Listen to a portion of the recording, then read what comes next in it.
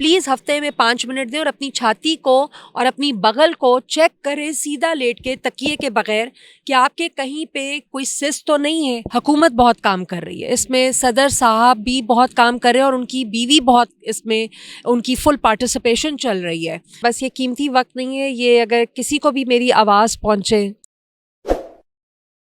बिस्मिल्लाहिर्रहमानिर्रहीम, अस्सलामुअलैकुम। Info news network के साथ मैं हूँ इकरा लियाकत जी। आज हमारे साथ मौजूद हैं तालीमी मैदान में अपना नाम रखने वाली एक ख़ातून है, जो कि पहले तालीमी मैदान में उन्होंने अपना लोहा मनवाया है। आजकल वो सोशल वर्कर के तौर पर काम कर रही हैं और इसके साथ साथ वो कैंसर सर्वाइवर भी हैं।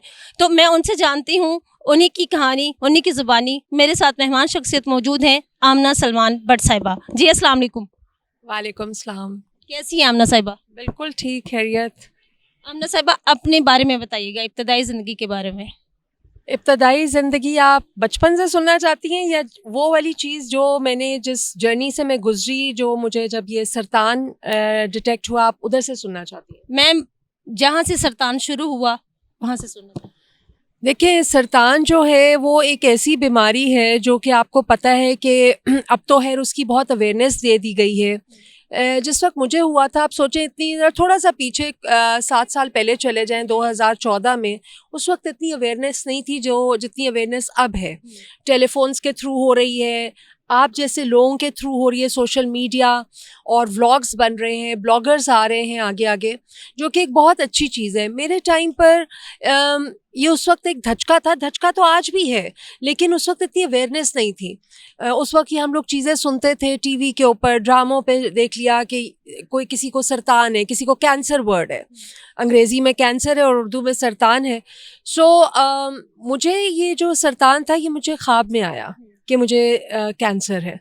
और शायद मैं आई थिंक एजुकेशन का भी इसमें बहुत अमल दखल है कि मुझे उससे ये फ़ायदा हुआ कि मैं ज़रा थोड़ी सी फोकस्ड भी थी और मैं थोड़ी सी शार्प भी थी कि जब मुझे ये हुआ तो मैं घबराई तो सही, लेकिन मैंने फिर राइट बंदे को फ़ोन किया। और राइट बंदा क्या है कि आपके जो इर्द गिर्द जब आप लोगों से मिलते हैं, कोई डॉक्टर फ्रेंड्स मिलता है, कोई लॉयर बनता है, तो मेरे डॉक्टर एक दोस्त है, मैंने उनको शफा इंटरनेशनल किया और उनका वो हार्ट्स के स्पेशलिस्ट हैं। तो मैंने उन्हें कहा कि मुझे ऐसे ख्वाब हुई और मैंने जहाँ हाथ रखा है वहाँ पे लंप है, तो आप मुझे बताएं कि मुझे कहाँ जाना चाहिए। तो उन्होंने कहा कि आपको परेशान मत हो, इसके लिए सरतान का एक स्पेशल डॉक्टर होता है जिसको ऑन्कोलॉजिस्ट कहते हैं।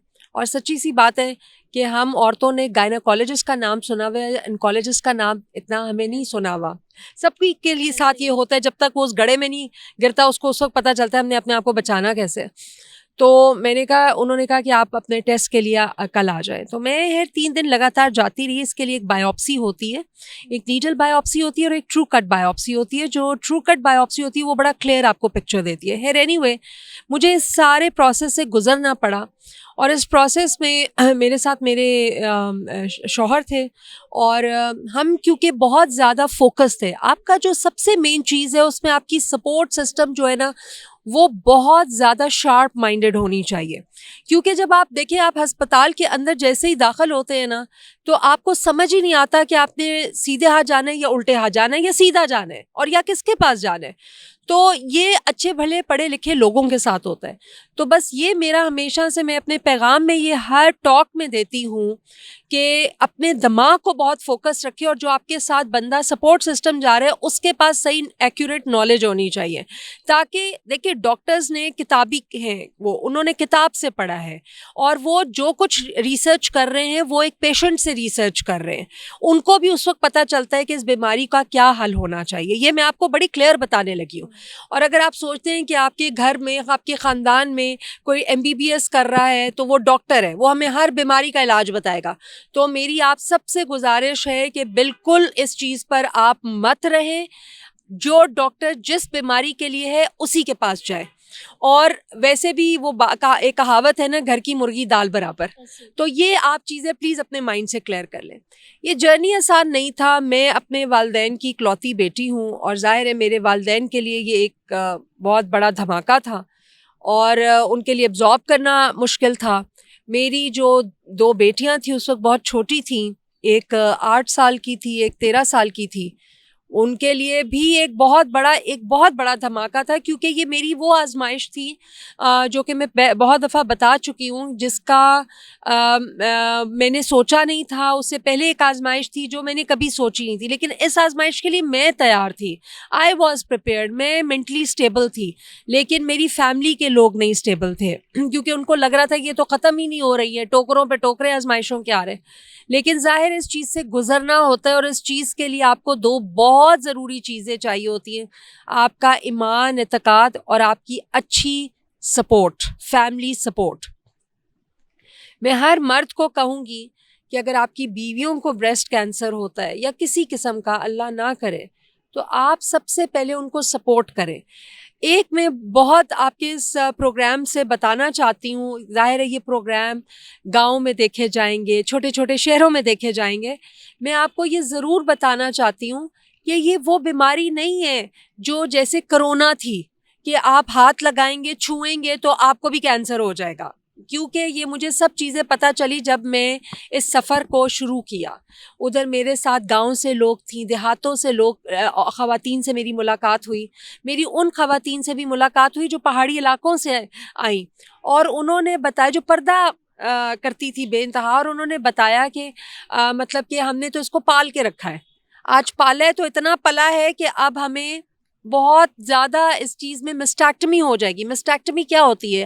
آپ کی بریسٹ ایک مسل ہے، دو مسلز ہیں آپ کی عورت کی باڈی کے، اور وہ مسٹیکٹمی وہ ہوتی ہے جس سے وہ کاٹ دیتے ہیں وہ دونوں مسلز کو، آپ کی چیسٹ کو ختم کر دیتے ہیں.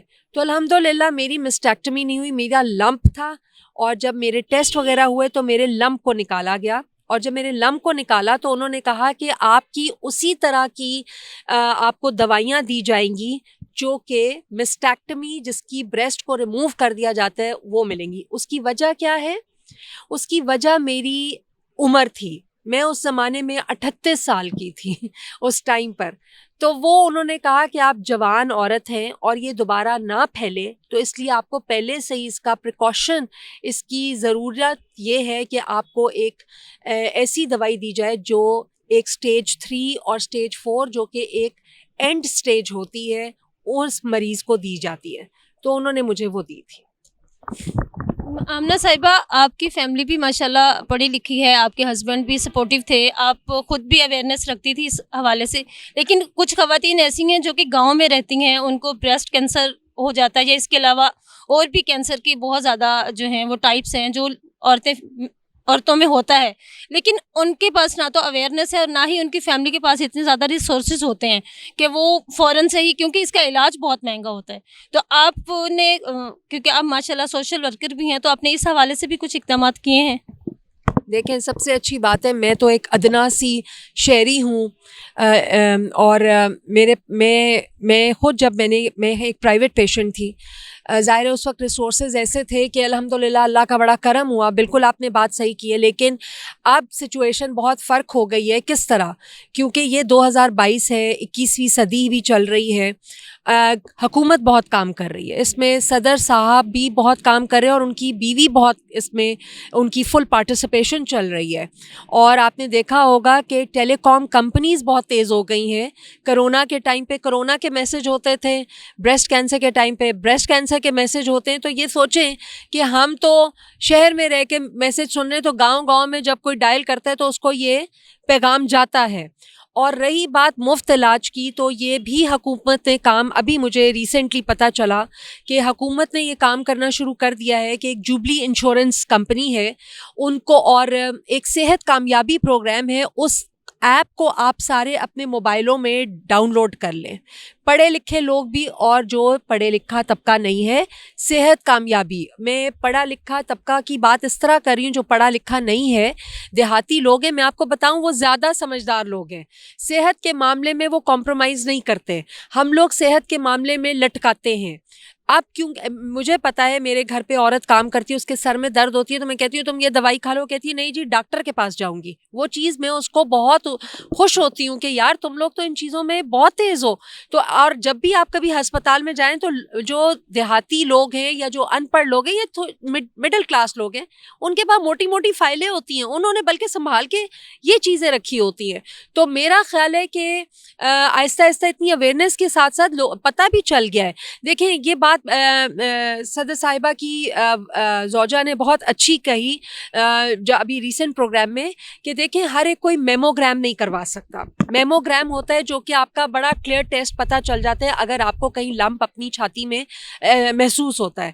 تو انہوں نے کہا کہ ہر عورت اپنے آپ کو 5 منٹ دے اور لیٹے. اس کا طریقہ ہے کیونکہ آپ سب کو پتہ ہے فون کی جو فون کے اندر آپ لوگوں کو پتہ ہے واٹس ایپ کتنا فری ہے, آپ کو پتہ ہے کتنی کالز فری ہیں, یہ سب لوگوں کو پتہ ہے. ہر کام کرنے والے کو پتہ ہے کہ ہر ٹیلی کام جو ہے آپ کو کتنے مفت منٹس دے رہی ہے اور کس طرح ہے. تو آپ ویڈیو دیکھیں یوٹیوب کے اوپر کہ چھاتی کو آپ کو چیک کرنے کا کیا طریقہ ہے. آپ سب مرد اور خواتین جو ہیں اپنے آپ کو 5 منٹ دے ہفتے میں آپ کو روزانہ کے 5 منٹ نہیں کہہ رہی, آپ لوگ اپنے آپ کو ٹائم نہیں دے سکتے تو پلیز ہفتے میں 5 منٹ دیں اور اپنی چھاتی کو اور اپنی بغل کو چیک کریں سیدھا لیٹ کے تکیے کے بغیر کہ آپ کے کہیں پہ کوئی سسٹ تو نہیں ہے, کوئی آپ کو فیل تو نہیں ہو رہا کہیں پر. تو اپنے آپ کو ٹائم دینا بہت ضروری ہے. میم یہ آپ کی صحت کے حوالے سے بات کر رہے تھے, ابھی آپ کی سوشل ایکٹیویٹیز پہ آ جاتے ہیں. آپ بچوں کے لیے بہت زیادہ کام کر رہی ہیں, لیڈیز کے لیے بھی کر رہی ہیں, تو وہ آپ کا سفر کیسے ہے, وہ کیسے آپ نے شروع کیا؟ کیا آپ اپنی کوئی این جی او چلا رہی ہیں یا کسی این جی او کے ساتھ پر اٹیچ ہیں آپ؟ مجھے بہت لوگ کہتے ہیں کہ جی آپ اپنے جہاں جہاں ٹاکس لے کر آتی ہیں آپ اپنا ولاگ بنائیں, آپ اپنا یہ کریں, آپ لوگوں کو بتائیں. میں آپ کو سچی سی بات بتاؤں کہ مجھے وہی لوگ بلاتے ہیں جس طرح آپ مجھے کہیں ملیں اور آپ نے سوچا کہ مجھے بلائیں, اسی طرح کوئی کہیں پہ مجھے سنتا ہے تو وہ پھر مجھے بلا لیتا ہے. اور میں بالکل فری آف کاسٹ جاتی ہوں. یہ بھی میں لوگوں کو بتا دوں کہ میں بالکل کوئی چارج نہیں کرتی ہوں کیونکہ یہ ایک صدقہ جاریہ چیز ہے اور ہر چیز پیسہ نہیں ہوتی ہے. اور رہی بات میرے سوشل کام کرنے کی, کیونکہ ہمارے والدین نے ہمیں بچپن سے یہ سکھایا کہ آپ جیسا آپ کھاتے ہو آپ دوسرے کو بھی کھلانے کی کوشش کرو. یہ تو ہمارے ایمان میں ہے, یہ ہمارے مذہب میں ہے. میں ادھر کوئی فتویٰ نہیں جاری کرنا چاہتی, میں کوئی ادھر لیکچر نہیں دینا چاہتی. آئی تھنک یہ احساس ہم سب میں ہوگا اور بس میں یہی چاہتی ہوں. اور اسپیشلی کینسر نے مجھے جو جولٹ دیا وہ یہ دیا, کہاں ہم سوچتے ہیں کہ گھر بنائیں, کہاں ہم سوچتے ہیں کہ ہم یہ چیز کریں, لیکن ہم یہ کیوں نہیں سوچتے. آج آپ دیکھیں گے مہنگائی ہے لیکن آپ بازاروں میں جائیں گے, مجھے تو سمجھ ہی نہیں آتی مہنگائی ہے کدھر, کیونکہ آپ کو لوگ نظر آئیں گے کھانے والی جگہوں پہ, لوگ آپ کو مالز میں نظر آتے ہیں. پھر جب یہ رونا ہوتا ہے تو مجھے اس چیز کا بڑا دکھ ہوتا ہے. لیکن کیا اگر آپ 6,000 کا کھانا کھاتے ہیں تو آپ کیوں نہیں 1,000 روپیہ کسی اور کے اوپر لگا سکتے؟ مجھے یہ بتا دیں کیا فرق پڑے گا اس چیز سے. تو میں نے یہ چیز اپنی بچیوں میں بھی ڈالی ہے اور یہ میں اس چیز کا, اور میری کوئی این جی او رجسٹرڈ نہیں ہے. انشاءاللہ میں soon I want to register my N G O, کوئی نام اچھا سا رکھ کے اپنی زبان میں نام رکھ کے, جو ہماری اردو زبان ہے, میں کھولنا چاہتی ہوں تاکہ مجھے ڈونیشنز بھی آتے ہیں. کیونکہ جو لوگ مجھے جانتے ہیں کہ یہ صحیح ڈونیشن جہاں پہ لگاتی ہیں, چاہے وہ صحت ہو چاہے وہ تعلیم ہو, میں ایسی بچیوں کو بھی اسپانسر کرتی ہوں. میں آپ کو ایک بات بتا دوں, اس میں ضروری نہیں ہے کہ غریب طبقے کے بچے ہیں, اس میں وائٹ کالرڈ لوگ بھی ہیں جو کرونا سے بہت افیکٹ ہوئے اور وہ اپنی بچیوں کی تعلیم کے لیے آگے پیسے نہیں دے سکے. ہم کچھ ایسے لمیٹڈ لوگ ہیں جو کہ جن کو میری رات کو 12 بجے بھی کال جاتی ہے تو میرے بینک میں میرے اکاؤنٹ میں پیسے آ جاتے ہیں, کیونکہ وہ مجھ پہ اتنا ٹرسٹ کرتے ہیں. اور لیکن اس کی بھی اکاؤنٹیبلٹی ہے. وہ یہ نہیں ہے کہ آپ نے مجھے کہا کہ مجھے پڑھنا ہے اور میں نے آپ کے ہاتھ میں پیسے پکڑائے. ہم پورے پروسیس کے ساتھ چلتی ہوں. چاہے میری ایک این جی او رجسٹرڈ نہیں ہے, میں فری لانس کام کرتی ہوں, چیریٹی ورک. میں پورا جو بھی فی ہے یا جہاں پر بھی ایڈمیشن ہے یا جو بھی آپ نے ہیلتھ وائز بھی جہاں پے کرنا ہے, اسکینس کا, دوائی کا, اس کی پوری رسیدیں لے کر اور ان لوگوں کو بھیجتی ہوں جنہوں نے اس میں کنٹریبیوٹ کیا ہوتا ہے.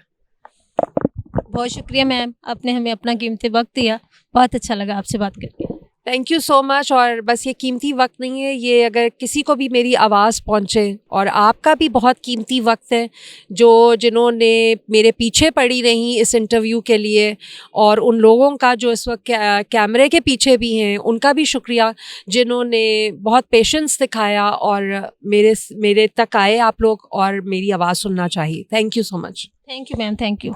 आज मेरे साथ मौजूद थी आमना सलमान भट्ट साहिबा, जिन्होंने बहुत अच्छी बात की, जिन्होंने कहा कि आप हैं तो सब है, आप नहीं हैं तो कुछ भी नहीं है। उम्मीद करती हूँ कि आपको आज का प्रोग्राम पसंद आया होगा।